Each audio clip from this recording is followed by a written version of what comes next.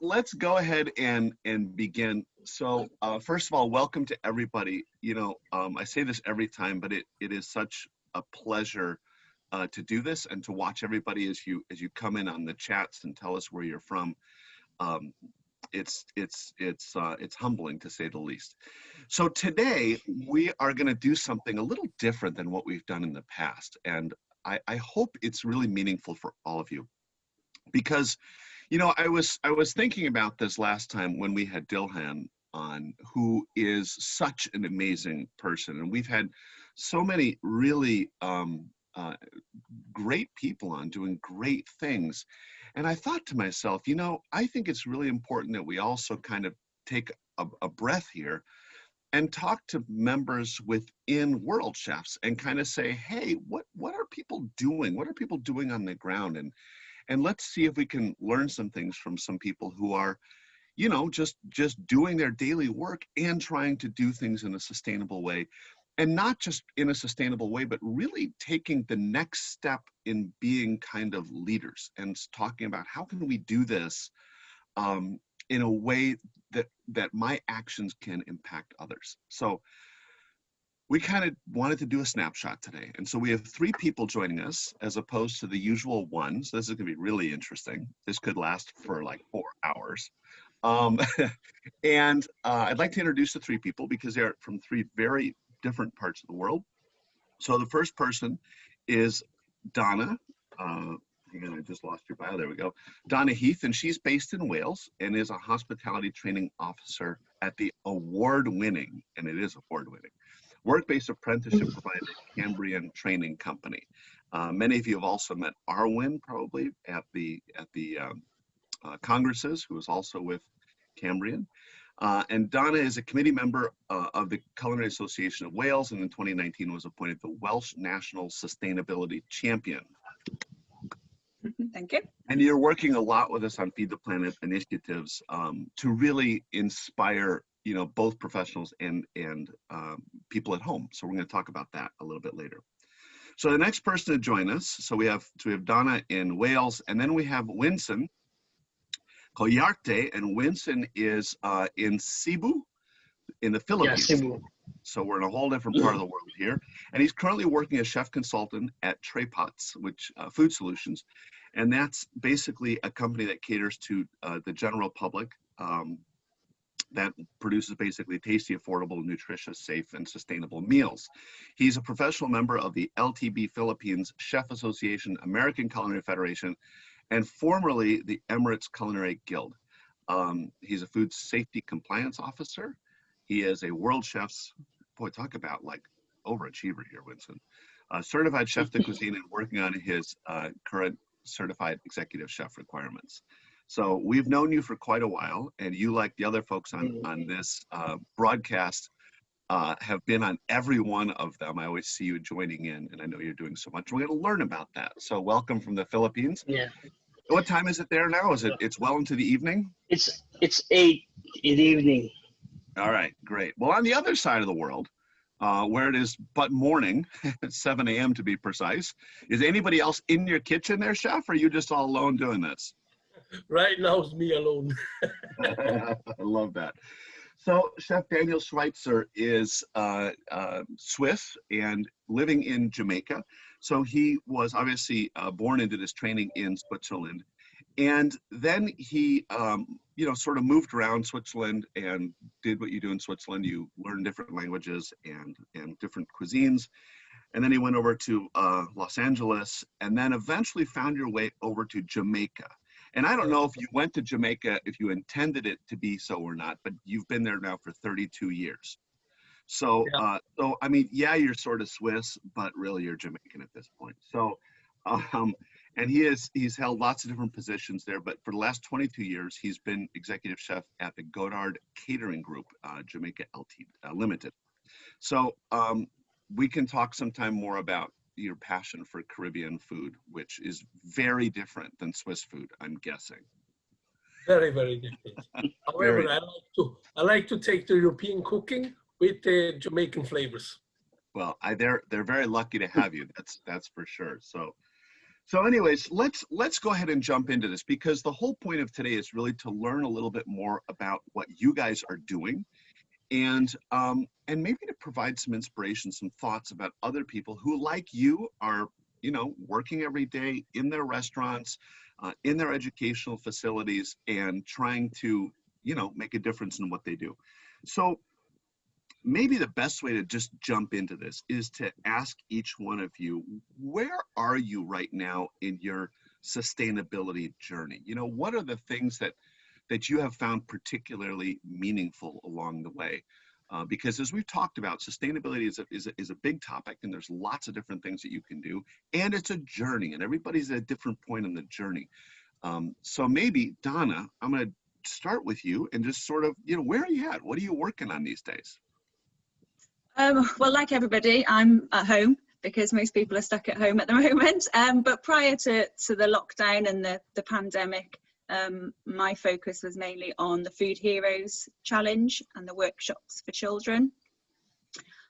So we were able to go out to primary schools all across Wales and deliver the Food Heroes Challenge workshops to, so far, to about 200 pupils. We had lots of other workshops planned. Unfortunately, those were cancelled and have yet to be rearranged, but that was sort of my baby, I suppose, what I wanted to deliver as part of the Feed the Planet and the resources that you've provided. Yeah, we did quite a few successful workshops. The children's really enjoyed it, and it was really interesting to get their perspective on what they do, what they think is important, and what they can change to make a sustainable difference. So in a nutshell, can you just tell us a little bit about what those workshops look like for those who maybe don't know? Yeah, of course. So it's a sort of 60-70-minute workshop. For those people that haven't seen it, all the resources are provided by World Chefs. All the videos, all the learning sort of training notes are available to download for you to deliver or to share with other people. And it introduces a couple of the Sustainable Development Goals. And it asks children to think about a lot of factors, but it does focus on food waste. So we get the children to basically draw a picture of their last meal. And then we ask lots of questions about it. So how much did they leave on their plate? How much got thrown away? Where did it come from? Was it local? You know, was it bought locally? How was it grown? Was it grown in a sustainable way? And quite often they don't know the answers to those questions. So it just encourages that discussion to happen, and then hopefully for that discussion to carry on when they go home as well. That's great. And we know that by getting to the kids, we can influence the family's decisions. That's really neat. And just one last question. In the training that you do, are you also talking about other sustainable, you know, things for professionals? For professionals, well, we have shared your webinar series that you did at the start of lockdown with all of our apprentices. So as you said in your introduction, I work for Cambrian Train and we deliver work-based learning apprenticeships. So all of those learners are professional chefs working in kitchens. So they've been encouraged to take part in the webinar series, watch the videos. We also do a level 4, which is quite a new qualification, and a big part of that is sustainability. There's a whole unit on it. So again, that's something that we'll be incorporating when we start to deliver that out again, hopefully from September, October. Hopefully. Fingers crossed. That's really cool. All right, so Winston, what are you working on, and what I should say, what are you working on now, but also what have you worked on, because you've moved back to the Philippines somewhat recently. Yeah, so last year I were participating in the Food Waste Challenge, and I were able to comply with that one. And prior to coming home in the Philippines, I then started doing some workshops and trainings to local communities, especially those establishments or those places that are remote ones, but they're catering to tourists. So I look at their place, I started teaching them, training them, and look on what they can do, they can produce on their own backyard.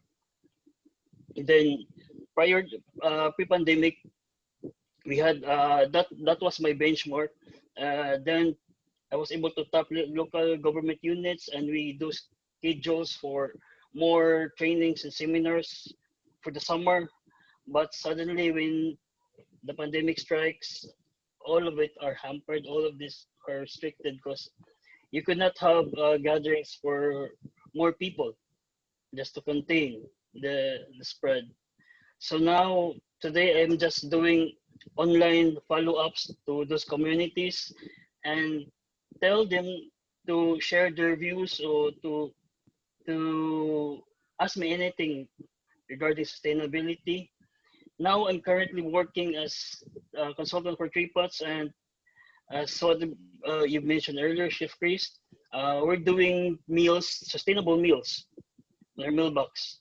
So that's what we do now, and hopefully in the future, we could see future chefs who will don the white jacket as a prime actors to offer a culture of sustainable production, consumption of their menus.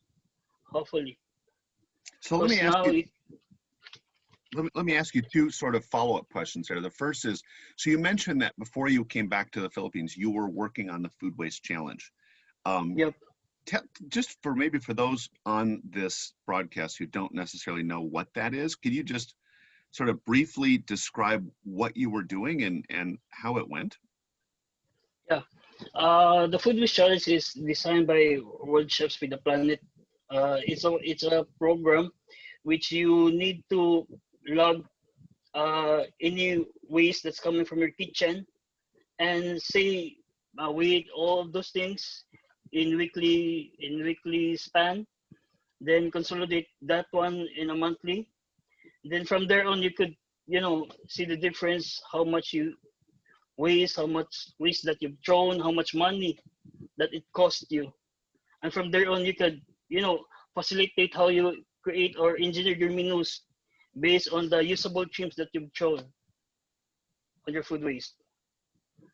Because Excellent. working before, uh, I see there's so many practices that's really, not good inside the kitchen, especially when you're feeding high profile people. You tend to throw more waste than what you usually Mm-hmm. use. So the food waste challenge, it's a tool that helps us chefs, helps the stakeholders on the economic side of the business to trim down the cost. And of And were you course, able? Go ahead. I'm sorry. yes, sir, Chris. Yeah, and of course, make a more sustainable approach Were to the you menus. were you able to reduce the amount of waste that you were producing? Yeah, we were able to do that one. Instead, we're throwing the stalks of the broccoli. We use that one as we're offering that one for soups, Mm-hmm. and other than that one, we use that one as tool for pastries. So it's in us how we could transform those usable trims to refabricate them and use them for another purpose in our menus. That's Because great, and that we, translates into money. yeah, because passion should come from your heart. It's about connecting to people, connecting to the planet itself. Because at the end of the day, all of this will be over. At the end of the day, nothing's permanent. So what we could do for now is to you know help and lead the future of this planet. I love the word lead. I think that's important, really important. Daniel, Mm. Yeah. do you have any Right. coffee? Are you drinking like Blue Mountain or something this morning? No, unfortunately not. I stopped coffee a couple of years ago. I'm drinking tea now. I'm inspired by Dilma. I'll send him an email and let him know. I don't know how you get by without coffee, but that's a whole different discussion because this is top 3.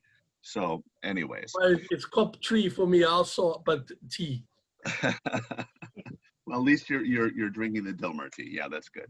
So Daniel, so what have you been working on in Jamaica? Where are you in terms of your sustainability journey?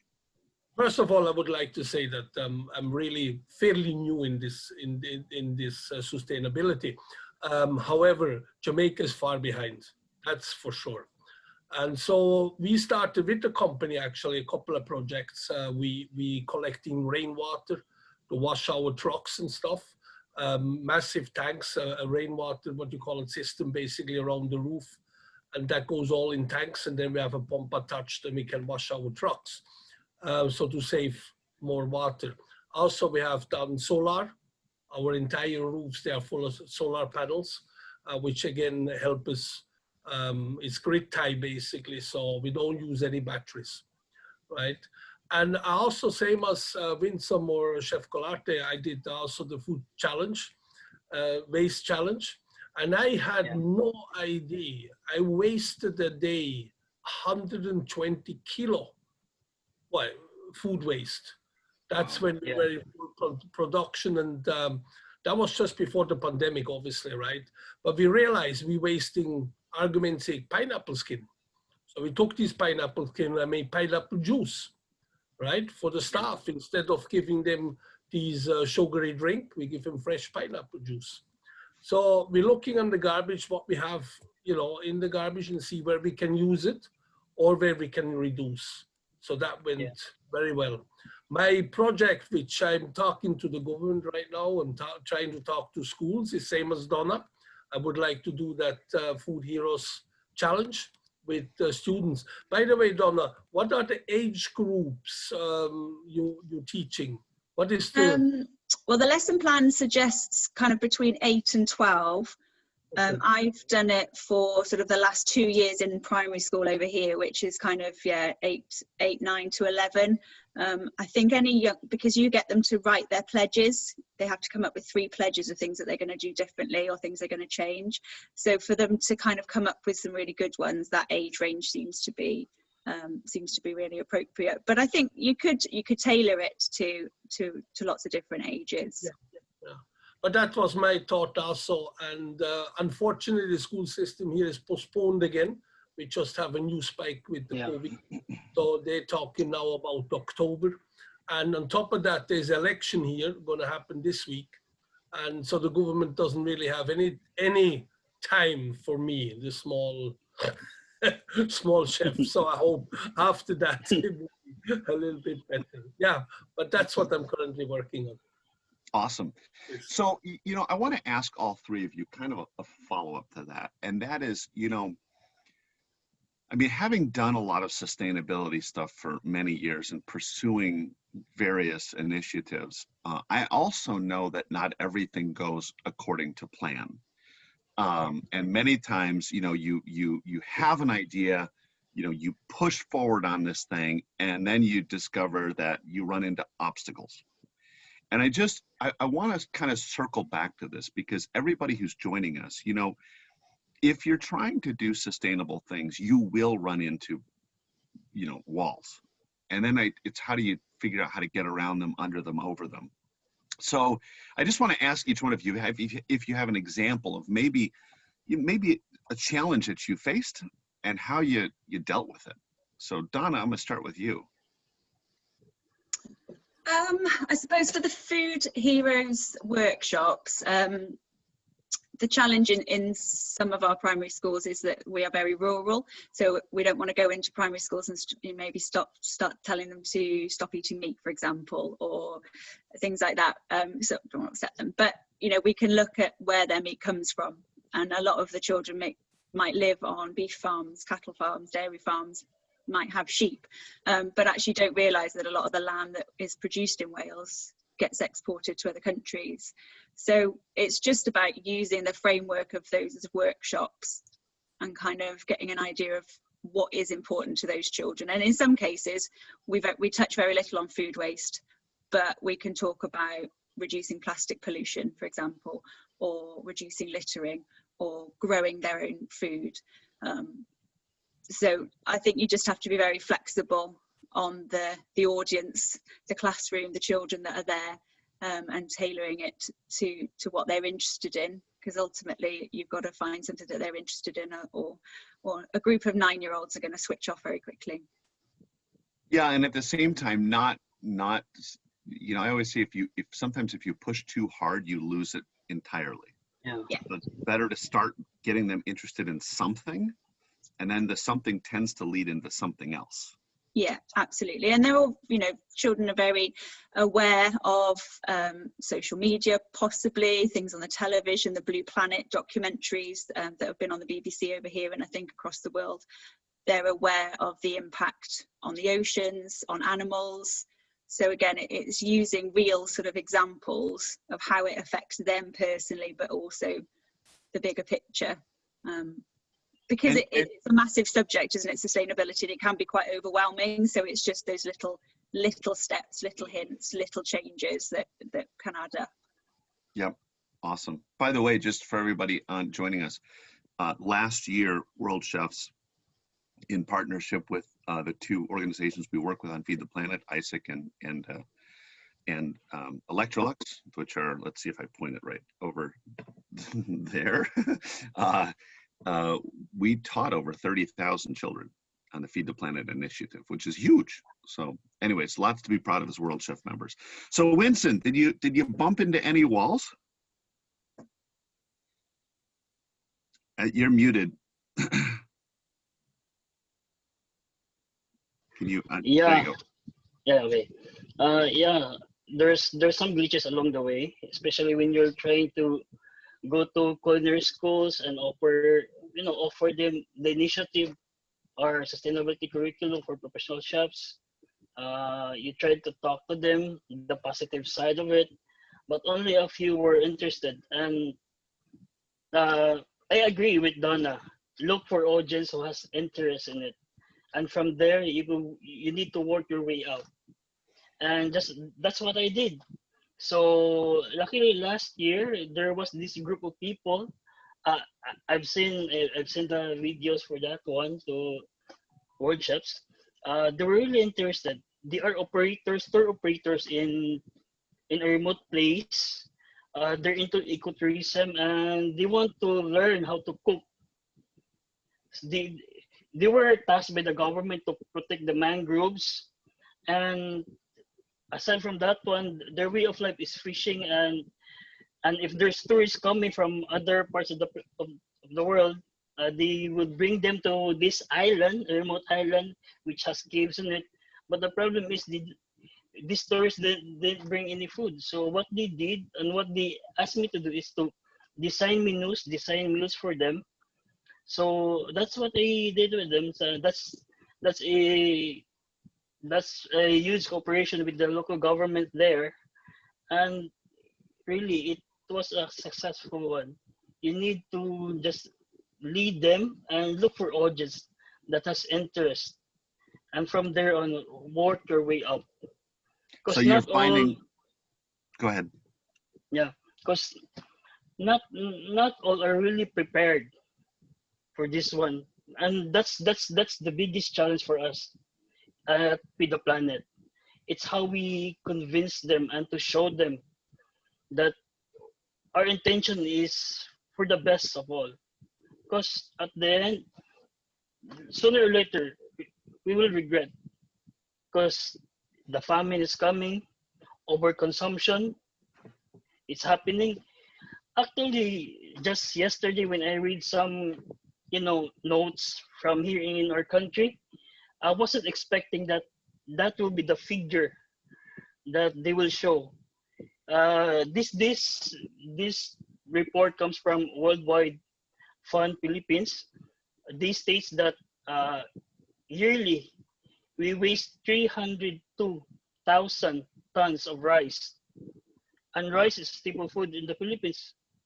And despite the challenge of hunger and food security, and what made this one to be as it is, it's it's because of people who had an increase in income when development comes, and their capacity to spend, they, they tend to eat outside, order meals from food delivery companies, and they order more than they can consume, and later on they put into waste. So it should be balanced. So, That's I think, Winston, I think you said two things that are really important. One is kind of following what Donna said, which is, find the point of entry, find the way to get in. yeah, In other words, find the thing that people need and that they perceive as an issue. But the other one, and I think you've said it very well, is that, as we look into the future of sustainability, if we as world chefs and we as humans don't make a change, what we're doing will only be in more demand because the problems will become increasingly evident. Thank you. Daniel, any problems over there in Jamaica? Any challenges? I don't even want to start. However, there was one example. After we figured out that the pineapple skin were there and we could do juice, I said to myself, go ahead and do this juice. That worked for about 2 weeks. Suddenly I noticed there's no more juice around, right? And I said, what's going on? And really and truly, they did not understand what we wanted to achieve. So it really boils down to education. You can't just go and say, hey, do this. You must explain, why are we doing this? What is gonna save the environment, et cetera, so that they understand. So that was my first experience with it. That basically, I need to educate my people first before you really start. That's really, really smart. And, we would say that with the food waste challenge also, that, if you just tell people to do it, they're not going to necessarily do it. But part of it is to teach them why we're doing it. And I think that's really smart, because otherwise, things tend to revert back to the way it's always been done versus trying to make changes.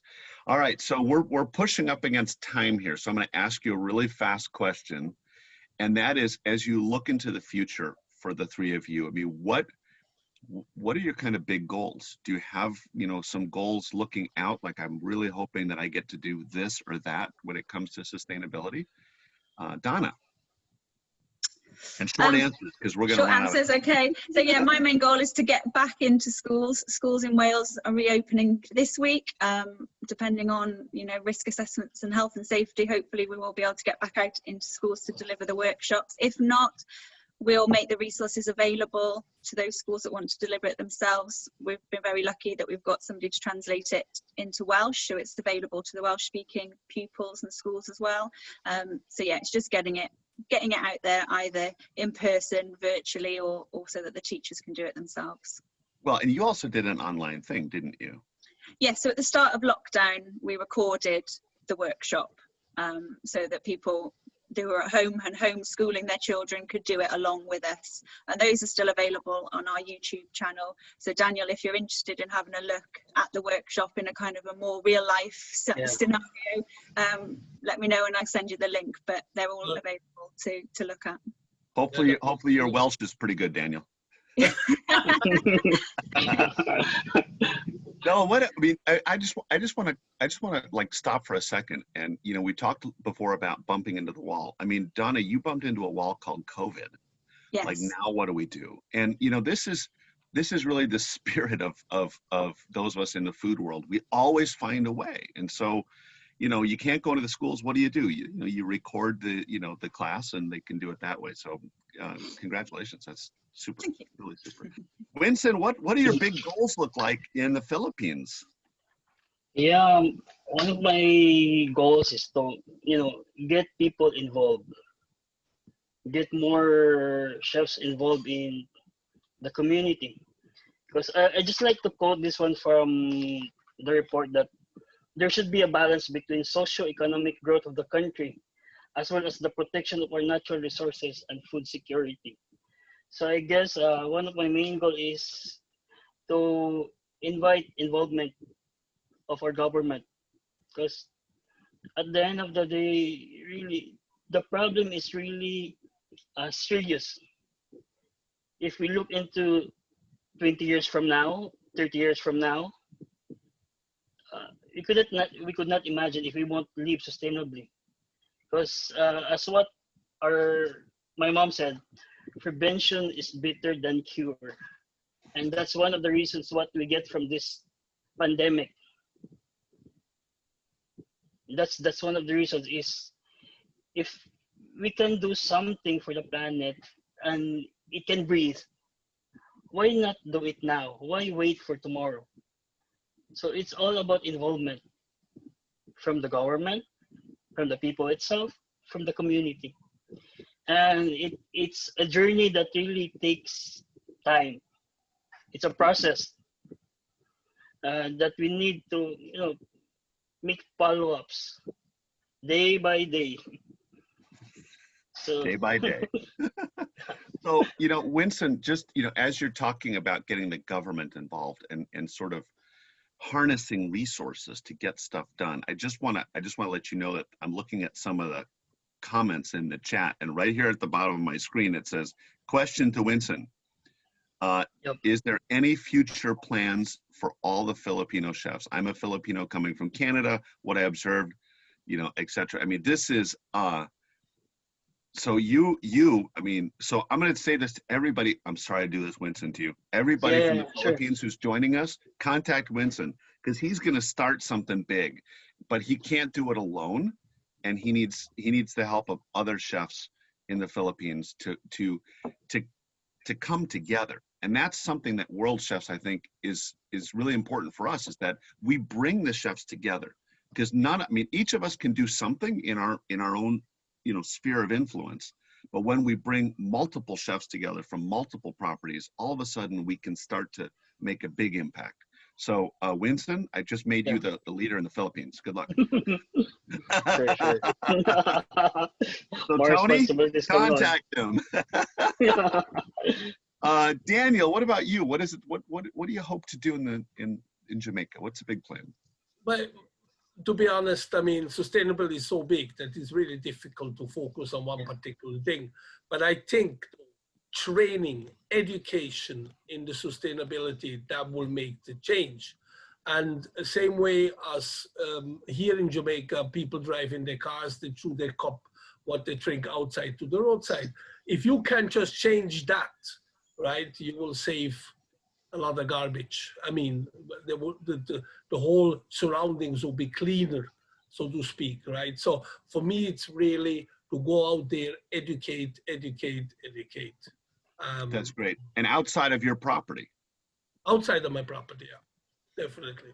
I would love to go in schools once school starts back up and everything, and really appreciate Donna passing on this information. I think the more information is shared, the better it will go. And it would probably not affect me, so to speak, but our future generation, and that's what we need to look for. Great. All right. I think I need to wrap it up because we're 6 minutes over, which I hate to do. We could just go on forever here because, this is the thing. And I want to thank the three of you for taking the time out of your schedules to join us either at night or early in the morning or in the middle of the day for your respective parts of the world. I think, as I was listening to you, Winston brought up a word that I think resonates for the three of you, which is passion. And, if there's something that links you all together, you're all in very different parts of the world with doing, very different things. But what links you all together is this passion for trying to make a difference and trying to be sustainable. And not just in your own properties, but to take it that next step, which is, what we talk about, the power of the white jacket, to get out and actually, influence the people around you. And I think that, I could probably, pretty much say that everybody on this chat over here has joined us from all over the world, shares that passion. And it's the passion that says, okay, I'm going to make a difference and try to do it. And sometimes it doesn't work and keep going. So hopefully for everybody who joined us today, hopefully, maybe there was some practical inspirations here. I think the overriding message is that we all have a responsibility to do something, and we all have the potential to do something. We just have to, step out of our worlds and try to make that difference. So with that, I want to thank you, Donna, Winston, Daniel, for taking the time. It is such a pleasure to talk with you. And I think maybe in the future, we'll do one of these with the three of you and check in and kind of see how it's going. Sure. Because I know you are doing great things.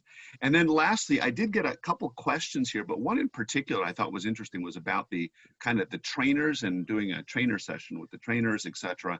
And that's it was an anonymous question, but I think that's really interesting, and we'll be looking at doing something in the future. So with that, hey guys, thank you. And thank you everybody for joining us. Thank you to Lynn and Olivia, who's joining us from the World Chef's office.